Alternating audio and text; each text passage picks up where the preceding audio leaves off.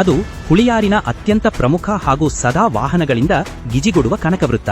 ಆದರೆ ಕಳೆದ 4 ದಿನಗಳಿಂದ ಈ ಸರ್ಕಲ್ ಸಂಪೂರ್ಣವಾಗಿ ಜಮಾವಣೆಗೊಂಡಿದೆ.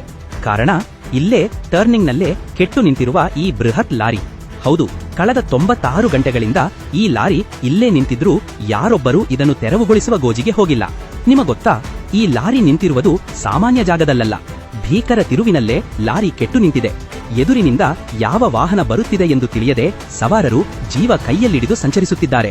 ಸಣ್ಣದೊಂದು ಆಟೋ ಅಥವಾ ಬೈಕ್ ಬಂದು ಲಾರಿಗೆ ಗುದ್ದಿದರೆ ಅನಾಹುತಕ್ಕೆ ಹೊಣೆ ಯಾರು? ದಿನನಿತ್ಯ ಸಾವಿರಾರು ವಾಹನಗಳು ಚಲಿಸುವ ಜಾಗದಲ್ಲೇ ಈ ರೀತಿ ಮೃತ್ಯುಕೂಪ ಸೃಷ್ಟಿಯಾಗಿದ್ದರೂ ಅಧಿಕಾರಿಗಳಿಗೆ ಕಣ್ಣಿಲ್ವಾ? 4 ದಿನದಿಂದ ಕೆಟ್ಟು ಇದೇ ಜಾಗದಲ್ಲಿ ನಿಂತೈತೆ, ಟರ್ನಿಂಗ್ ಅಲ್ಲಿ ನಿಂತೈತೆ. ಯಾರಾದ್ರೂ ಒಡಗಿಡ್ಕೊಂಡ್ರೆ ಹೆಚ್ಚು ಕಡಿಮೆ ಆದ್ರಿಂದ ಗಾಡಿ ರಿಮೂವ್ ಮಾಡಿಸಿಲ್ಲ. ಸ್ಟೇಷನ್ ಅವರು ಸುಮ್ಮನವ್ರೆ, ಪಟ್ಟಣ ಪಂಚಾಯತ್ ಅವರು ಸುಮ್ಮನೆ ಇದ್ದಾರೆ.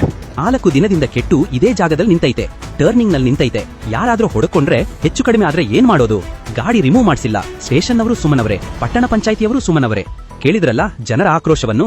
ಪೊಲೀಸ್ ಠಾಣೆಗೆ ಕೂಗಳತೆ ದೂರದಲ್ಲೇ ಈ ಭೀಕರ ದೃಶ್ಯವಿದ್ದರೂ ಪೊಲೀಸರು ಕಣ್ಣಿದ್ದು ಕುರುಡರಂತೆ ಕುಳಿತಿದ್ದಾರೆ.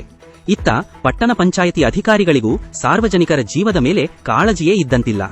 ಯಾವುದಾದರೂ ದೊಡ್ಡ ದುರಂತ ಸಂಭವಿಸಿ ಪ್ರಾಣಹಾನಿಯಾದ ಮೇಲಷ್ಟೇ ಈ ನಿದ್ರಾವಸ್ಥೆಯಲ್ಲಿರುವ ಅಧಿಕಾರಿಗಳು ಎಚ್ಚರಗೊಳ್ಳುತ್ತಾರಾ?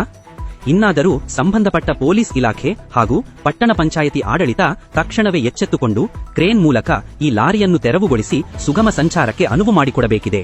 ನಿರಂತರ ಸುದ್ದಿಗಳು ಮತ್ತು ಸತ್ಯ ಸಂಗತಿಗಳಿಗಾಗಿ ನೋಡ್ತಾ ಇರಿ KTV, ನಿಮ್ಮ ಧ್ವನಿ ನಮ್ಮ ಮಾಧ್ಯಮ. ತಕ್ಷಣವೇ ಸಬ್ಸ್ಕ್ರೈಬ್ ಮಾಡಿ, ಬೆಲ್ ಐಕಾನ್ ಕ್ಲಿಕ್ ಮಾಡಿ.